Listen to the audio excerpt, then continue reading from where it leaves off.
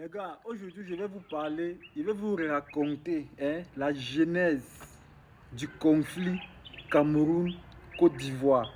Oui, parce que les nés en 2000 ne connaissent pas comment le conflit Cameroun-Côte d'Ivoire commençait. Ils pensent que c'est une affaire qui a commencé sur les réseaux sociaux et tout et tout. Pourtant, c'est quelque chose qui date, ça a commencé, il n'y avait même pas encore les Facebook, TikTok.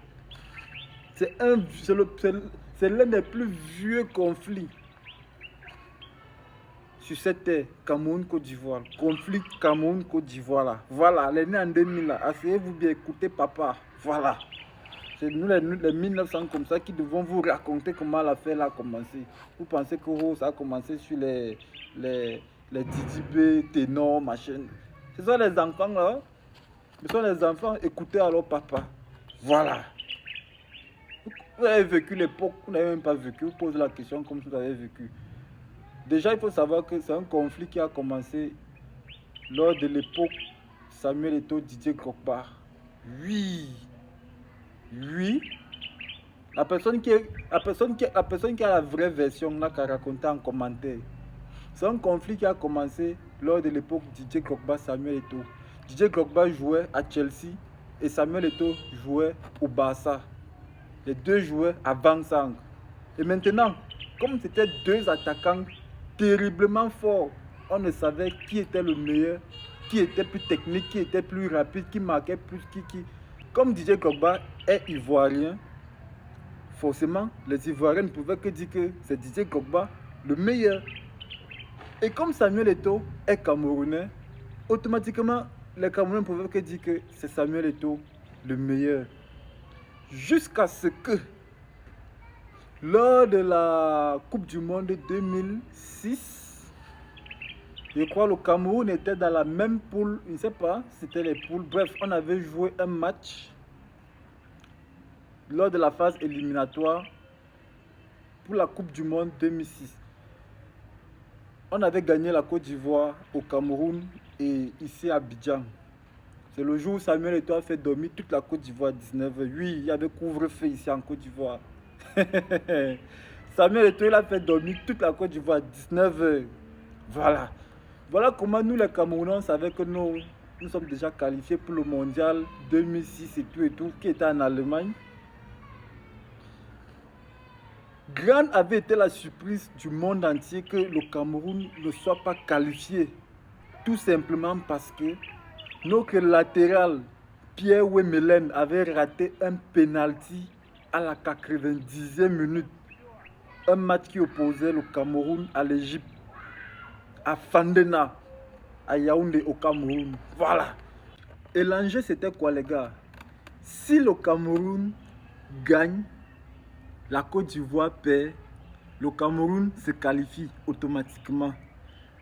Ou si la Côte d'Ivoire gagne, le Cameroun fait match nul ou perd, la Côte d'Ivoire se qualifie. Et le résultat final avait été la victoire de la Côte d'Ivoire et match nul pour le Cameroun. Et automatiquement, la Côte d'Ivoire s'était qualifiée. La Côte d'Ivoire avait gagné, je crois, 2-0 ou 3-0 comme ça à domicile. Ils attendaient maintenant notre résultat, qui était le match Cameroun-Égypte. Bim, penalty à 90e minute. Les Ivoiriens ont mis la main sur la tête. Pierre Wemelen prend le ballon, bim, il tape, il tire, ça tape le poteau, le ballon sort. Cameroun éliminé, la Côte d'Ivoire se qualifie. Petit fait, c'est à partir de là que les Ouais ont pris feu.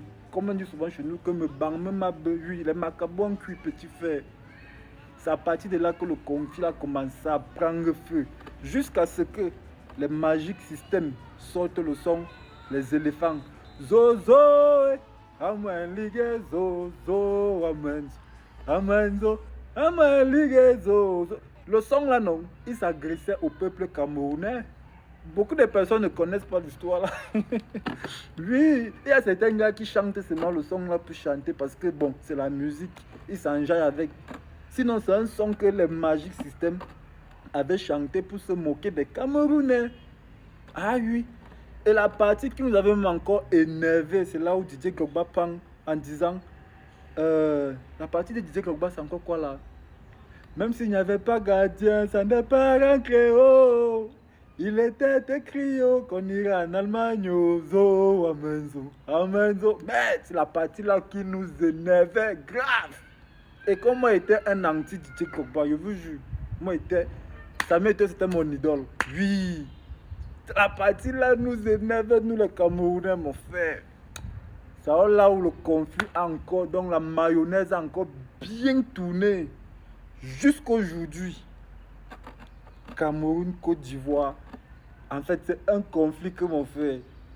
Ça se limite seulement sur les réseaux sociaux, mais dans la vraie vie là, les gars, il y a un amour qui règne entre ces deux nations. Vous n'avez même pas idée. Vous n'avez même pas idée. Donc, grosso modo, les gars, je disais que le conflit Cameroun-Côte d'Ivoire, là, il n'y aura plus jamais un conflit comme ça dans le monde entier même. Dans le monde entier, il n'y aura plus jamais un conflit comme ça entre deux pays. Oui, un conflit, c'est bientôt 20 ans, les gars. Ça avait commencé en 2000, je crois, 2004. 2004. Ça dépasse 20 ans aujourd'hui, les gars. Vous croyez que c'est une affaire de hier, hier, hier. Ce n'est pas une affaire de hier, hier, les gars. Ce n'est que nous comme ça, là, qui pouvons vous relater l'histoire. Vous voyez un peu. Donc, les gars, voilà un peu l'histoire que je voulais vous raconter concernant le Cameroun, la Côte d'Ivoire. Vous qui pensez là que toutes les nations peuvent parler au Cameroun ou à la Côte d'Ivoire. Non, laissez les Camerounais clasher les Ivoiriens et les Ivoiriens clasher les Camerounais. Vous, les autres nationalités là, les autres pays là, vous n'avez pas le droit de mettre vos bouches dans nos choses. En que le corps se lave, on ne met pas son doigt. Tu mets ton doigt dedans là, ça cale une fois. Voilà. Hey les gars, et la partie que j'ai oubliée, c'est là où, quand Papa Eto'o épouse alors Georgette, oh, c'est là où c'est devenu la belle famille une fois. C'est là où est né le nom, la belle famille. Quand Samuel Eto'o a épousé maman Georgette, c'est là où, donc c'était devenu officiel. Le mariage là, non, c'est officiel, petit frère. Donc on a fait le mariage religieux, le mariage à l'état civil. On a coutumé tout, on a tout fait. Oui, aujourd'hui c'est la belle famille. Je suis dans la belle famille comme ça, les gars. Oui, après les ténors sont encore venus mettre un peu de ginger avec le njang, c'est un peu de condiments, non, les épices là. Ténor est sorti avec Enis Zenon et tout et tout. Après quoi encore? Il y a encore eu quoi là? Il y a encore eu quelques petits condiments là qu'on a ajoutés. Vous voyez, donc voilà un peu. C'est une histoire vraiment belle, les gars. C'est un conflit que mon frère, si tu n'es pas camerounais ou ivoirien, tu ne peux pas connaître, en fait, tu peux pas connaître la sensation de ça, mon frère. En fait, je ne sais pas comment expliquer. J'espère que vous avez aimé l'histoire, la petite story. On est ensemble, c'était Kevin Lotaro, le schématiseur. 1900.